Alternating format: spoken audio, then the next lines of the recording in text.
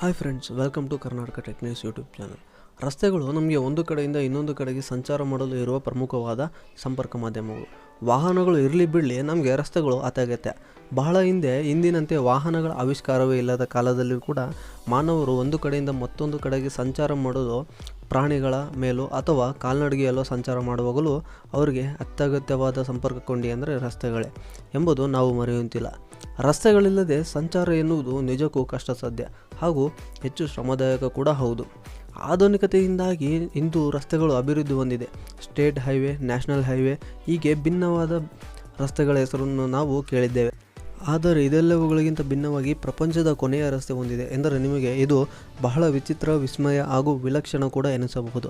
ಹಾಗೆನಿಸಿದರೆ ಮೊದಲಿಗೆ ಇಂತಹದ್ದೊಂದು ರಸ್ತೆ ಇರುವುದು ಖಚಿತ ಎಂದು ಹೇಳುತ್ತಾ ನಿಮಗೆ ನಾವು ಅದರ ಪರಿಚಯವನ್ನು ಕೂಡ ಮಾಡಿಕೊಳ್ಳಿದ್ದೇವೆ.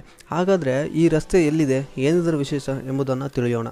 ಅದಕ್ಕಿಂತ ಮುಂಚೆ ನೀವಿನ್ನು ನಮ್ಮ ಚಾನಲ್ನ ಸಬ್ಸ್ಕ್ರೈಬ್ ಮಾಡ್ಕೊಂಡಿಲ್ಲ ಅಂದರೆ ಸಬ್ಸ್ಕ್ರೈಬ್ ಮಾಡ್ಕೊಳ್ಳಿ ಹಾಗೂ ಪಕ್ಕದಲ್ಲಿ ಬರ್ತಕ್ಕಂಥ ಬೆಲ್ ಐಕಾನ್ ಒತ್ತಿ ನಾವು ಅಪ್ಲೋಡ್ ಮಾಡೋ ಎಲ್ಲ ವೀಡಿಯೋಸ್ ನೋಟಿಫಿಕೇಷನ್ನ ತಕ್ಷಣ ಪಡೆಯಿರಿ. ಉತ್ತರ ಧ್ರುವವು ಭೂಮಿಯ ತುದಿಯಲ್ಲಿ ಇರುವ ಪ್ರದೇಶವಾಗಿದೆ. ಇಲ್ಲಿ ಭೂಮಿಯ ಅಕ್ಷವು ತಿರುಗುವ ಪ್ರದೇಶವಾಗಿದೆ. ಈ ಪ್ರದೇಶವು ನಾರ್ವೆಯ ಕೊನೆಯ ಭಾಗದಲ್ಲಿದ್ದು ಇಲ್ಲಿಂದ ಮುಂದಕ್ಕೆ ಹಾದು ಹೋಗುವ ರಸ್ತೆಯನ್ನೇ ವಿಶ್ವದ ಕೊನೆಯ ರಸ್ತೆ ಎಂದು ಕರೆಯಲಾಗುತ್ತದೆ. ಈ ರಸ್ತೆಗೆ ಒಂದು ಹೆಸರು ಕೂಡ ಇದೆ. ಇದನ್ನು E69 ಎಂದು ಕರೆಯಲಾಗುತ್ತದೆ. ಈ ರಸ್ತೆಯಲ್ಲಿ ಮುಂದೆ ಸಾಗಿದರೆ ಇದು ಭೂಮಿಯ ತುದಿಯನ್ನು ನಮಗೆ ಸಂಪರ್ಕಿಸುತ್ತದೆ. ಆದ್ದರಿಂದ ಮುಂದಕ್ಕೆ ಹಿಮ ತುಂಬಿರುವ ಪ್ರದೇಶದ ಹೊರತಾಗಿ ಬೇರೆ ರಸ್ತೆಯೂ ಇಲ್ಲ ಅಥವಾ ಯಾವುದೇ ಭೂಭಾಗವೂ ಕೂಡ ಇಲ್ಲ.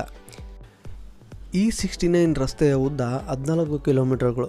ಈ ಹೈವೇ ಹಾದಿಯಲ್ಲಿ ಹಲವು ಸ್ಥಳಗಳಲ್ಲಿ ಒಂಟಿಯಾಗಿ ನಡೆದು ಹೋಗುವುದನ್ನು ಅಥವಾ ವಾಹನದಲ್ಲಿ ಸಂಚಾರ ಮಾಡುವುದನ್ನು ನಿಷೇಧ ಮಾಡಲಾಗಿದೆ.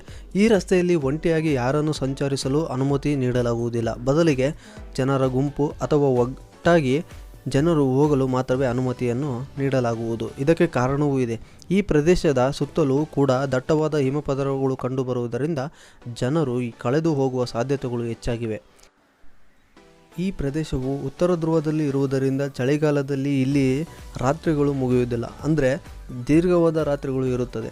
ಅದೇ ರೀತಿ ಬೇಸಿಗೆ ದಿನಗಳಲ್ಲಿ ಹಲವು ದಿನಗಳವರೆಗೆ ಸೂರ್ಯಾಸ್ತ ಎನ್ನುವುದೇ ಆಗುವುದಿಲ್ಲ.